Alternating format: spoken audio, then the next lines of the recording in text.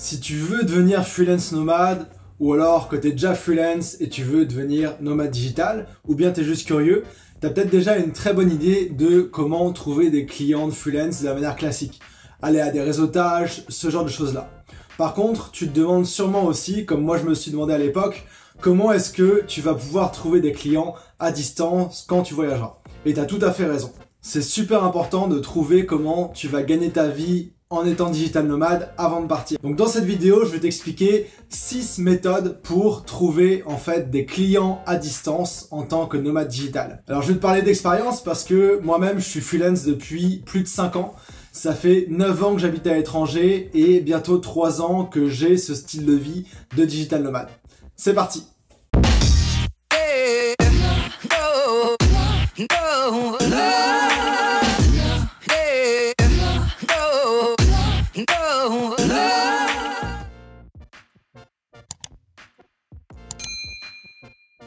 Donc comme promis, je vais t'expliquer les 6 méthodes que je te recommande pour trouver des clients freelance à distance en tant que nomade digital. Alors j'ai classé ces méthodes de la plus facile et plus court terme jusqu'à la plus difficile et plus long terme. La première méthode, c'est d'utiliser les plateformes freelance. Donc les plateformes freelance, c'est des plateformes en fait où les entreprises peuvent poster des missions et les freelance peuvent se créer un profil et donc il y a un lien qui se fait entre les deux. Donc ça peut être soit les entreprises qui contactent les freelance comme sur le site Malt que tu connais peut-être. Ça peut aussi être un petit peu dans les deux sens où à la fois les freelance peuvent postuler aux missions mais les entreprises peuvent envoyer des missions aux freelance pertinents. C'est le cas sur Upwork. Et il y a tout un tas d'autres types de fonctionnement dépendamment de la plateforme. Pour commencer sur les plateformes, il faut déjà choisir les plateformes qui correspondent à tes aspirations. Il va falloir que tu te crées le profil parfait pour arriver à convaincre l'entreprise qu'elles veulent travailler avec toi. Donc je te conseille de bien regarder chaque plateforme, qu'est-ce qui est important sur chaque plateforme, les mots-clés, les compétences, etc. Et de te créer le profil parfait pour peu de plateformes, mais de le faire à fond. Un autre conseil que je peux te donner aussi, c'est de te créer un profil entreprise sur ces plateformes pour pouvoir en fait aller voir les profils des freelance qui seront compétiteurs avec toi et donc voir ce qui fonctionne le mieux et comment tu peux te positionner par rapport à eux. Alors comme avantage des plateformes, c'est que c'est très facile d'accès, tu peux te créer un profil en quelques minutes et être prêt à recevoir des missions ou à postuler. Les inconvénients, c'est que tu vas être en compétition avec le monde entier sur tes compétences parce que tu vas être en compétition avec des Philippins, des Indiens, etc. qui vont peut-être offrir le même service que toi, mais pour 10 fois moins cher. Une autre chose aussi, c'est que ces plateformes, elles ont tendance à avantager les freelances qui sont déjà dessus depuis longtemps, qui ont de l'expérience. Parce qu'ils ont plus de preuves sociales, ils vont avoir des ratings, etc. que toi, tu n'auras pas en commençant. Deuxième méthode pour trouver des clients à distance en tant que freelance nomade, ça va être le démarchage. Mais le démarchage à ton réseau. Donc tout le monde a un réseau de famille, d'amis, etc. Et l'idée c'est que ces amis, ces familles peuvent éventuellement avoir besoin de tes services ou alors connaître quelqu'un qui aura besoin de tes services. Par exemple, tu demandes à n'importe quel directeur des ressources humaines, il va connaître plein de directeurs des ressources humaines parce que ils auront fait la même école, parce qu'ils sont dans le même réseau, etc. L'idée, c'est de s'appuyer là-dessus, sur ton réseau qui te connaît déjà, qui te fait déjà confiance et qui connaît normalement déjà ton sérieux pour trouver des missions. Et donc l'approche qu'il faut que tu prennes par rapport à ça, c'est d'abord de prendre des nouvelles de ces personnes-là. Tu leur écris sur Facebook, sur LinkedIn, etc. La réaction naturelle qu'ils vont avoir, c'est te parler de eux, où ils en sont dans leur carrière, etc. Mais ils vont aussi te demander à toi des nouvelles. Et là, tu pourras leur dire, bah justement, j'ai quitté mon boulot ou je commence une activité de freelance dans tel ou tel domaine et je cherche à me construire une première clientèle. Est-ce que tu aurais éventuellement besoin de mes services ? Ou est-ce que tu connais quelqu'un qui aura besoin de mes services? Et en général, la réponse va être très très bonne et vous allez rapidement pouvoir trouver des premiers contrats comme ça. Donc les avantages, c'est qu'il n'y a pas besoin d'établir forcément de confiance. La personne te connaît, c'est amis, famille, anciens collègues, donc il y a déjà une relation de confiance, voire de travail qui a été créée. Ça va être très cool parce que ces personnes-là vont se souvenir de toi aussi quand elles auront besoin de ces services-là dans le futur. Ou alors quand un ami va leur demander « Tiens, tu connais pas quelqu'un qui fait ça ?» Ils vont se dire « Tiens, je me souviens de lui, je le recommande. » Par contre, en t'appuyant sur ton réseau, tu vas avoir un impact, une portée limitée en fait, parce que ton réseau, il y a un nombre de personnes précises dans ton réseau et ça va être difficile d'élargir ton réseau plus que tes connaissances et les connaissances de tes connaissances. Une autre chose aussi, c'est que tu vas peut-être pas forcément être à l'aise de parler de boulot avec des amis, de la famille, etc. Ça, c'est quelque chose sur lequel tu vas devoir travailler parce que ton réseau, c'est vraiment la base de la pyramide du freelance. C'est les gens qui te connaissent et qui ont confiance en toi. Troisième méthode, ça va être de démarcher des clients cibles. Si tout va bien, tu as déjà défini ton offre, ta cible, ton positionnement, tu sais exactement ce que tu offres à qui et de quelle façon. Et donc, tu vas pouvoir chercher les entreprises qui pourraient être tes clients, des entreprises qui pourraient avoir besoin de services comme tu offres. Et donc, tu vas chercher ces entreprises cibles sur LinkedIn par exemple, où tu vas essayer de trouver leur site web. Et ce que tu vas faire, c'est que tu vas leur envoyer des demandes de contact ou des premiers messages pour établir un contact. Donc mes conseils par rapport à ces messages d'accroche, ça va être d'établir un rapprochement entre toi et la personne que tu contactes. Est-ce que vous avez fait par exemple la même école? Est-ce que vous connaissez telle ou telle personne en commun? Donc d'établir un rapprochement entre toi et la personne et de ne pas avoir une approche de vente de requin. De vraiment poser des questions et apprendre à connaître la personne de mieux en mieux et essayer de savoir un petit peu leurs activités, c'est quoi leurs besoins, qu'est-ce qui leur prend du temps, en quoi tu pourrais éventuellement être utile, mais pas de manière directe et bourrante.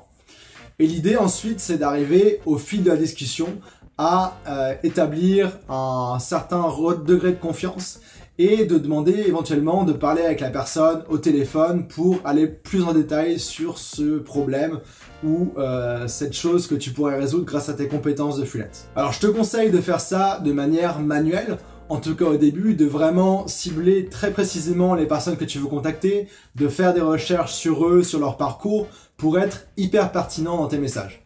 Mais sache que ce genre de premier message, ça peut ensuite être automatisé, que ce soit sur LinkedIn avec des outils comme Phantom Buster ou alors par email avec un outil qui s'intègre avec la suite Google qui s'appelle YAM, Yet Another Mail Merge, dont j'ai parlé dans d'autres vidéos.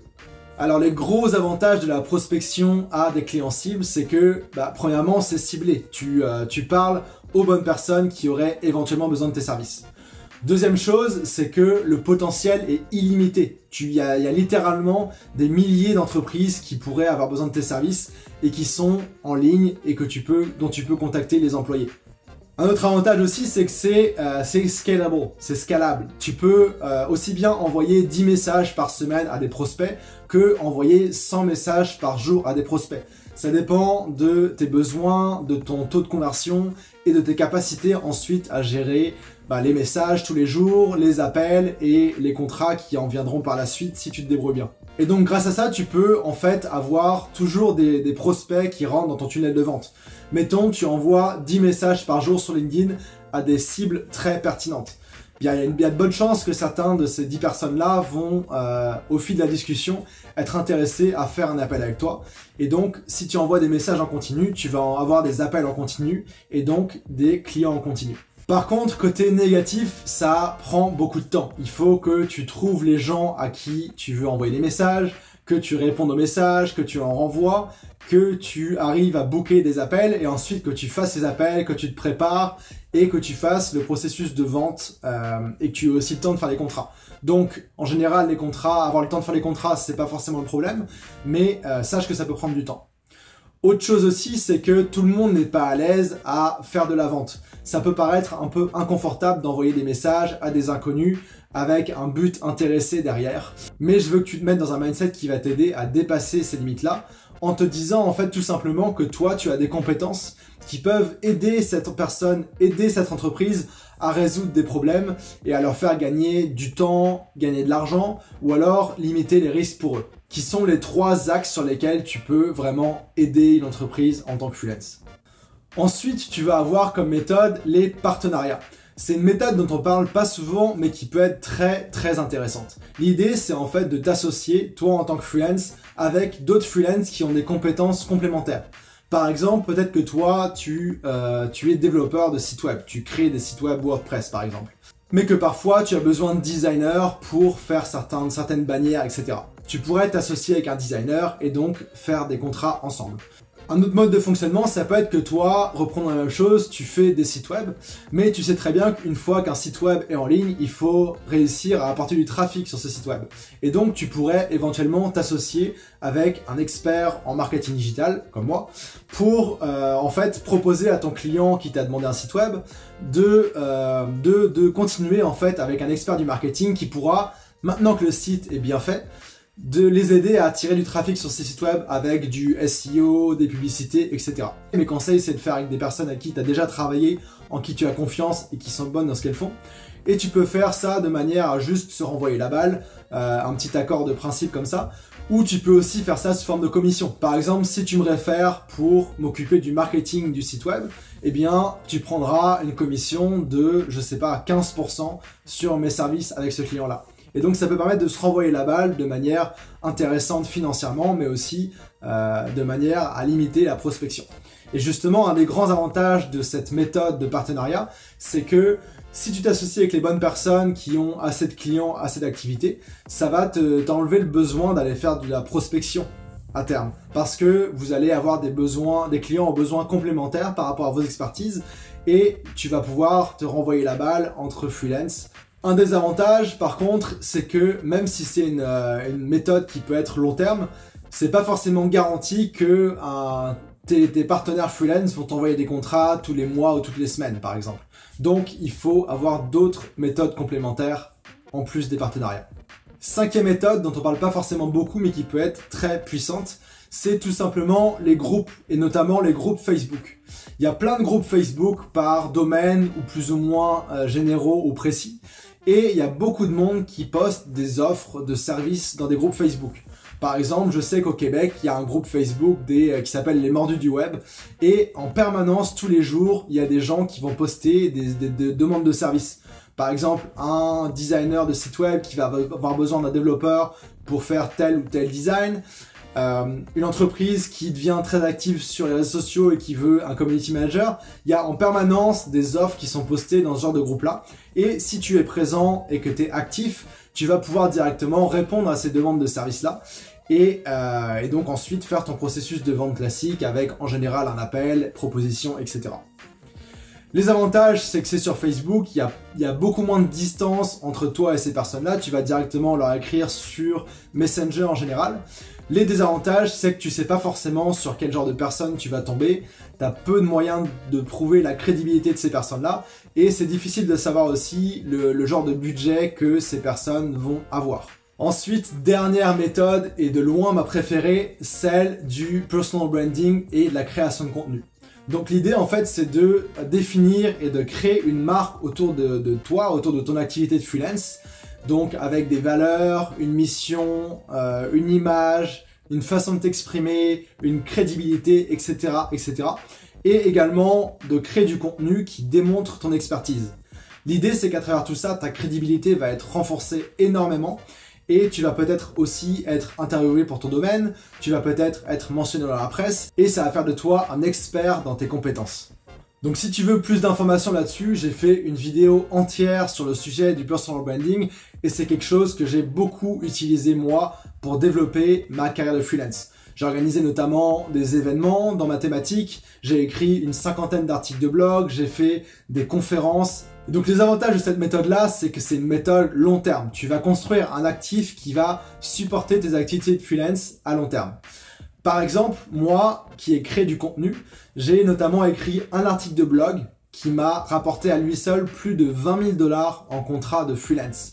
Parce qu'il démontrait mon expertise dans un sujet précis et que c'était très facile ensuite de me contacter pour faire affaire avec moi pour ce genre de service. Un autre avantage, c'est que si tu crées du contenu de manière régulière, que ce soit des articles de blog, des vidéos, podcasts, etc., tu vas les partager avec ton réseau sur LinkedIn, Facebook, etc., etc. Et donc les gens qui sont dans ton réseau et qui cherchent ce genre de réponse à leurs problèmes, ils vont tomber sur toi et donc ils vont automatiquement soit se souvenir de toi si tu en sens dans ton réseau, soit lire ton contenu, écouter ton contenu et donc te considérer comme une personne experte. Et peut-être que ces personnes-là n'ont pas besoin de toi aujourd'hui, mais ces personnes-là vont maintenant te voir un expert dans cette thématique-là. tu vas leur avoir montré ton expertise, tu vas être crédible et tu vas pouvoir les conquérir comme clients à terme. Un autre avantage aussi, c'est que créer du contenu en continu et avoir une marque personnelle, ça va t'aider dans toutes les étapes de vente et dans toutes les autres méthodes que je t'ai mentionnées. Par exemple, tu vas pouvoir envoyer du contenu pertinent que tu as créé quand tu fais de la prospection pour aider les gens à qui tu parles à mieux te connaître. Et notamment quand tu fais de la prospection par exemple et que tu fais des appels de vente, que tu envoies des devis, des soumissions, bah tu vas pouvoir rappeler petit à petit ta crédibilité et ça va t'aider beaucoup à convaincre tes clients de faire affaire avec toi. Par exemple, moi je mets toujours des avis d'anciens clients, je mentionne le fait que je suis chargé de cours à HEC, je mentionne le fait que j'ai un blog dans le domaine, que j'organise des événements dans le domaine et ça aide à convaincre les clients de faire affaire avec moi par exemple. Au niveau des désavantages, c'est que le personal branding et la création de contenu, c'est une stratégie long terme. Donc c'est pas, tu vas pas créer un article aujourd'hui et avoir un client demain. Ça prend du temps d'établir sa crédibilité, d'apprendre à être bon en création de contenu, que ce soit à l'écrit, l'audio ou vidéo. Et c'est aussi une stratégie qui va te demander beaucoup de temps parce qu'il va falloir que tu prennes le temps d'apprendre à créer ce contenu, de le créer régulièrement. Donc de trouver les bonnes idées de contenu, de créer le contenu, d'en faire la promotion, etc. Maintenant, si on regarde ces différentes méthodes d'un côté global, on remarque que ces méthodes, elles sont toutes puissantes individuellement, mais elles sont encore plus puissantes si elles sont combinées. Parce que si tu arrives à faire ces différentes méthodes régulièrement, tu as plusieurs moyens d'attirer des clients vers toi et donc tu as diversifié tes risques en termes d'acquisition client. Et notamment la partie personal branding et contenu, comme je te l'ai dit, elle va aider chacune de tes différentes méthodes. L'idée, c'est d'arriver à être constant dans ces méthodes-là. Et ce que je te recommande pour ça, c'est d'établir des routines pour chacune de ces méthodes-là. Par exemple, pour les plateformes, ça va être de passer un certain nombre de minutes par jour ou d'heures par semaine à voir les nouvelles propositions de mission, répondre aux messages, faire les appels, etc. Pour la prospection d'entreprise cible, ça va être de te garder 1 heure par jour peut-être ou une demi-journée par semaine pour faire de la prospection, envoyer les messages et aussi répondre en continu. Et par exemple pour la création de contenu, il va falloir que tu puisses brainstormer sur des idées de contenu, que tu crées le contenu et que tu fasses la promotion. Donc moi, ma recommandation pour ça, mon conseil un peu d'ami, c'est de te bloquer du temps dans ton calendrier pour ces différentes activités pour être sûr que tu les fasses et que ta liste de clients, ta liste de prospects se remplisse au fur et à mesure et que tu sois jamais à court de clients, surtout quand tu seras sur la route en tant que freelance nomade. Alors avant de conclure sur cette vidéo, je voulais te poser une question parce que je suis très curieux. Quelles sont les méthodes que j'ai listées ou d'autres méthodes que tu as utilisées toi en tant que freelance ou freelance nomade pour arriver à trouver des clients à distance? Tu peux directement partager ça en commentaire sous la vidéo. Je t'ai présenté 6 méthodes pour arriver à trouver des clients à distance en tant que nomade digital. On parle de s'appuyer sur les plateformes freelance, parler de ce que tu fais à ton réseau, démarcher des clients cibles, regarder dans les groupes Facebook ou les groupes sociaux en ligne pour voir les offres postées. Il y a aussi la partie partenariat entre freelance, se renvoyer des contrats entre freelance et puis créer ta marque personnelle, ta personal brand et du contenu autour de ce que tu fais. Et si tu veux aller plus loin dans ce projet de devenir freelance nomade, j'ai créé une formation gratuite en vidéo qui dure 1 semaine que je t'envoie par email. Donc tu peux t'inscrire directement en suivant le lien ci-dessous. Et si tu as aimé cette vidéo et que tu veux recevoir plus de conseils sur comment devenir nomade digital, devenir freelance nomade, abonne-toi à ma chaîne. Ciao!